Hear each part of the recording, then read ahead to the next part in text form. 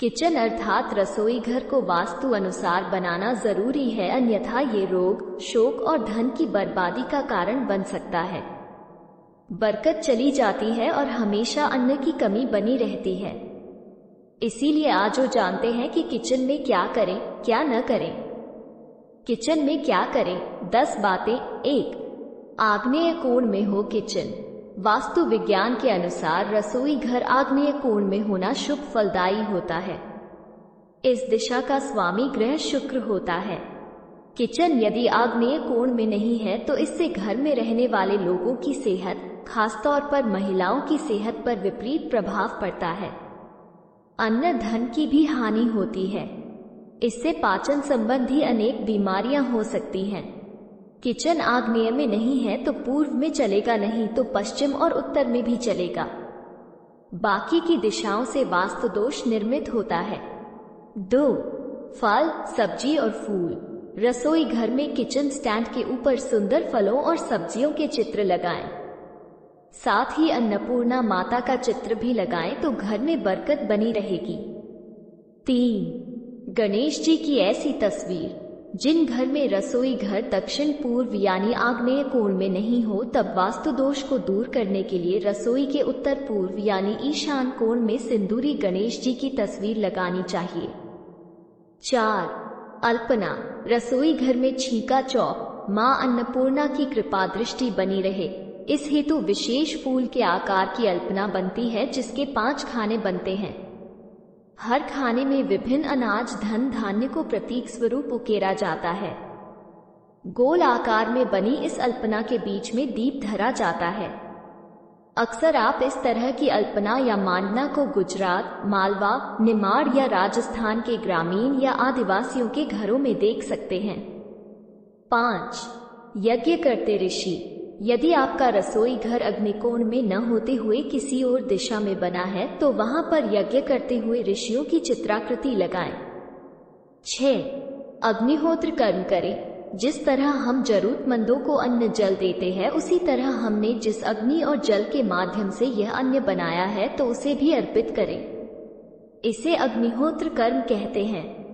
अग्निहोत्र कर्म 2 तरह से होता है। पहला ये कि हम जब भी भोजन खाएं उससे पहले उसे अग्नि को अर्पित करें। दूसरा तरीका है यज्ञ की वेदी बनाकर हवन किया जाता है। 7. रसोई घर का रंग। आग्नेय की दीवार पर नारंगी रंग कर सकते हैं। दक्षिण पूर्वी कक्ष में पीले या नारंगी रंग का प्रयोग करना चाहिए। 8. नमक का पोंछा लगाएं। सप्ताह में एक बार किचन में गुरुवार को छोड़कर समुद्री नमक से पोंछा लगाने से घर में शांति रहती है। घर की सारी नकारात्मक ऊर्जा समाप्त होकर घर में झगड़े भी नहीं होते हैं तथा लक्ष्मी का वास स्थायी रहता है। 9. रसोई घर में बैठकर ही करें भोजन। वास्तु और ज्योतिष के अनुसार भोजन वहां करना चाहिए जहां रसोई घर हो। इससे राहु और केतु का प्रभाव नहीं होता है। जहां पर कोई छत नहीं है वहां भोजन करने से राहु और केतु के बुरे प्रभाव सक्रिय रहते हैं। लाल किताब में भी रसोई घर में बैठकर ही भोजन करने की सलाह दी जाती है। 10. किस दिशा में क्या रखें। पानी फिल्टर ईशान कोण में लगाएं। किचन में कोई भी पावर पॉइंट जैसे मिक्सर, ग्राइंडर, माइक्रोवेव, ओवन को प्लेटफॉर्म में दक्षिण की तरफ लगाना चाहिए। फ्रिज हमेशा वायव्य कोण में रखें। किचन में लॉफ्ट, अलमारी दक्षिण या पश्चिम दीवार में ही होना चाहिए। किचन का सबसे महत्वपूर्ण हिस्सा प्लेटफॉर्म हमेशा पूर्व में होना चाहिए और ईशान कोण में सिंक व अग्निकोण चूल्हा लगाना चाहिए। किचन में क्या न करें, 10 बातें। 1. भोजन करने के बाद थाली को कभी भी किचन स्टैंड के ऊपर नहीं रखना चाहिए। 2. रसोई घर में पानी और आग को कभी भी पास नहीं रखना चाहिए। 3. किचन के दक्षिण में कभी भी कोई दरवाजा या खिड़की नहीं होने चाहिए। खिड़की पूर्व की ओर में ही रखें। 4. किचन में कभी भी ग्रेनाइट का फ्लोर या प्लेटफॉर्म नहीं बनवाना चाहिए और न ही मिरर जैसी कोई चीज होनी चाहिए, क्योंकि इससे विपरीत प्रभाव पड़ता है और घर में कलह की स्थिति बढ़ती है। 5. किचन में नीले या आसमानी रंग के प्रयोग से बचना चाहिए। 6. रसोई घर में टूटे फूटे बर्तन, अटाला या झाड़ू ना रखें। 7. किचन के नल से पानी का टपकना आर्थिक क्षति का संकेत है। घर में किसी भी बर्तन से पानी रिस रहा हो तो उसे भी ठीक करवाएं। 8. चींटियों, कॉकरोचों, चूहे या अन्य प्रकार के कीड़े मकोड़े किचन में घूम रहे हैं तो सावधान हो जाइए, यह आपकी सेहत और बरकत को खा जाएंगे। किचन को साफ सुथरा और सुंदर बनाकर रखें। 9.